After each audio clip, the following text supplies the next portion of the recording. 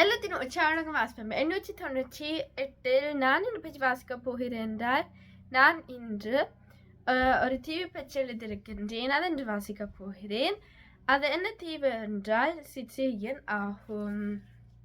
நான் எழுதினது சிசிலியன், அதாவது சிசிலியன் இத்தாலி நாட்டின் ஒரு சுயாட்சி பிரிவாகும்.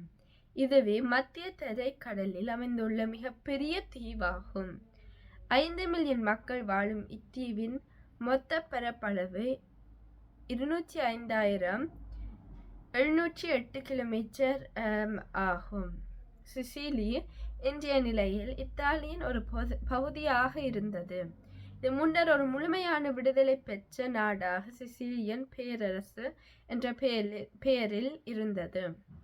இது சில காலம் தெற்கே இத்தாலி, மொல்டா ஆகியவற்றின் பகுதியாகவும் இருந்தது.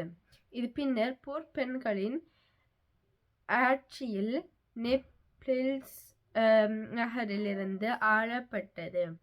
அன்றிலிருந்து சிசிலி இத்தாலியின் முழுமையான கட்டுப்பாட்டுக்குள் வந்தது. இங்கே பல சுற்றுலா செய்வதற்கு வருவார்கள். உங்களுக்கு இந்த வாசம் பிடிச்சிருக்குதா? நன்றி, வணக்கம்.